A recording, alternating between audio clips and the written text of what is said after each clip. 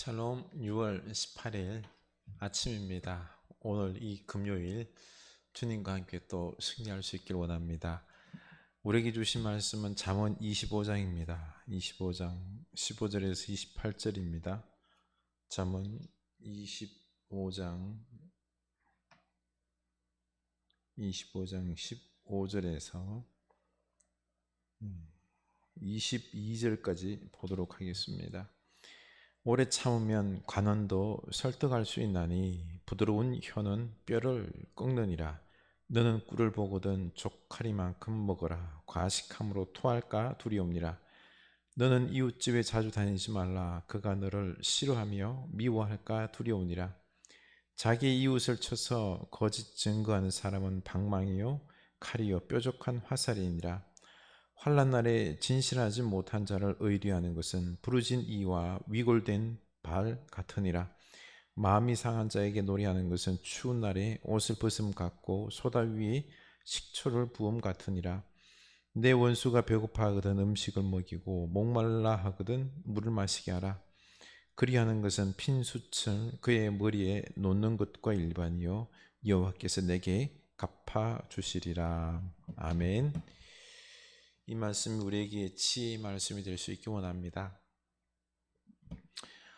오늘 말씀은 우리에게 얻을 수 있는 첫 번째 지혜 중에 하나가 남을 설득하는 지혜를 가르쳐주고 있습니다. 15절 보면 오래 참으면 관원도 설득할 수 있나니 부드러운 혀는 뼈를 꺾느니라. 아멘. 누군가를 설득하려고 할 때 인내심을 가지고 해야 합니다.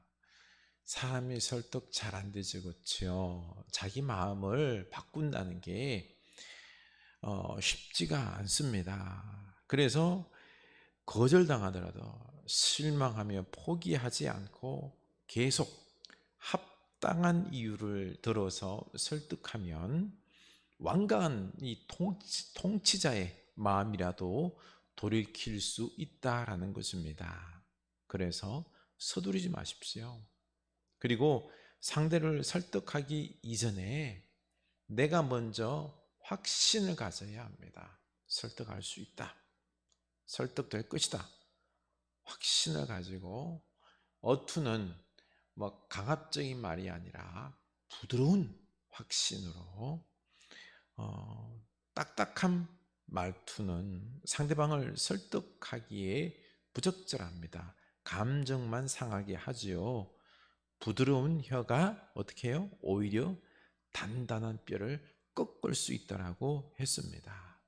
그래서 우리가 부드러운 말로 인내하며 우리가 설득할 수 있기를 원합니다.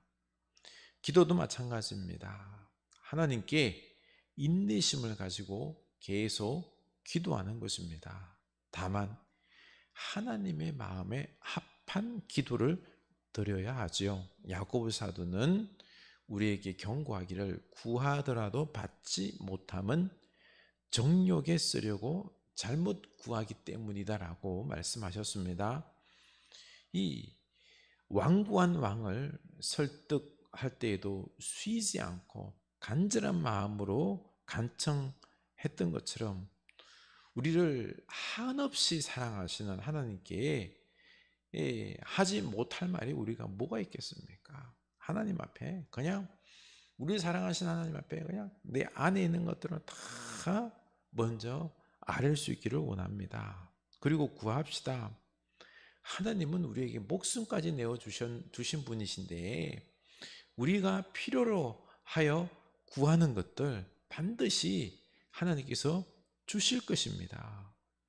우리는 하나님의 자녀 아닙니까? 그러므로 아버지를 설득하려고 하기보다는 그 뜻과 마음에 합한 간구와 소원을 아뢰기를 하면 됩니다.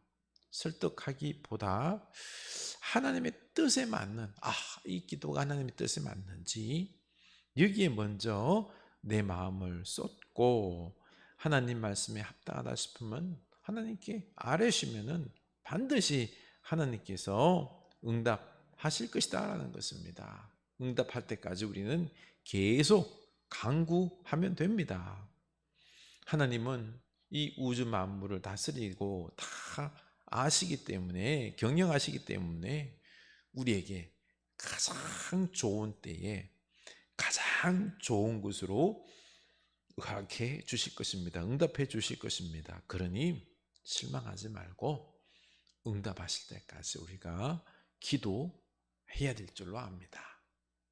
단 하나님의 마음에 합한 이 기도인지는 우리가 꼭 살펴봐야 되는 거죠.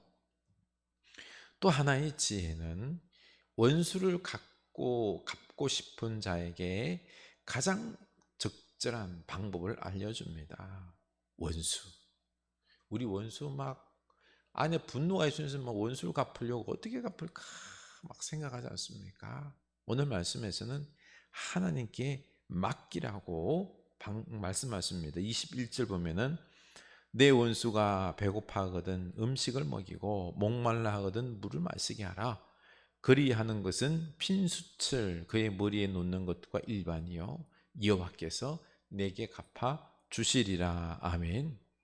누구든지 자신보다 이 훨씬 강한 자에게 공격을 받아서 크게 손해를 입거나 가족을 잃기도 하고 재산을 빼앗기기도 하지 않습니까? 이럴 때 나 자신의 나약함을 탓하며 스스로를 원망하곤 합니다. 너무 억울해서 분통이 터질 듯한데 소리내어서 울어봐야 돌아오는 것은 더욱 큰 고통일 뿐이죠. 이렇게 원수에게 고통을 당하였지만 내가 힘이 약하여서 이 원수를 갚을 수 없을 때 보복은커녕 그의 잔혹한 악행에서 벗어나는 것조차 불가능해 보일 때 도대체 어떻게 해야 할까요? 이런 경우를 염두에 두고 말씀하시는 것입니다. 우리가 뭐 힘이 있으면요, 그렇죠? 바로 뭐라 그러면 됩니다. 뭐 보복 차원을 떠나가지고 잘못된 거에 대해서 잘못됐다라고 말하고 응당하게 그에 대해서 용서를 빌게 하든지 아니면 응당한 또 심판을 받으면 되는 것 아닙니까? 그런데 우리가 힘이 약할 때 하나님께서 원수를 갚아달라고 우리가 하나님께 맡기고 기도해야 되는 것입니다.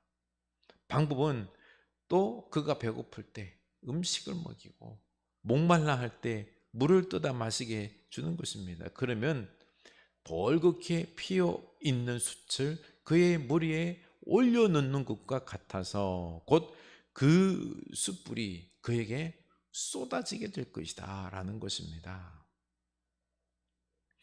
이처럼 핀 숯은 이 첫 번째 해석은 하나님의 심판이어서 그 핀 숯으로 말하면 그가 고통을 당할 것이다 라는 해석도 하나 있고요.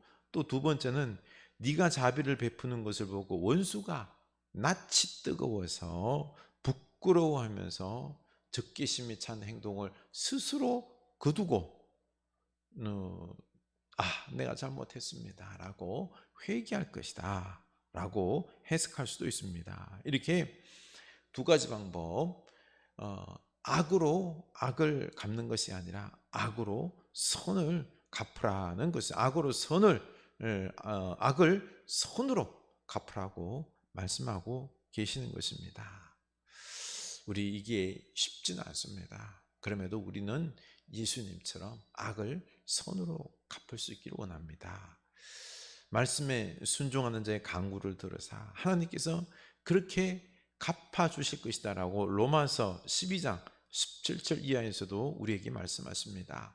아무에게도 악을 악으로 갚지 말고 모든 사람 앞에서 선한 일을 도모하라. 할 수 있거든 너희로서는 모든 사람과 더불어 화목하라.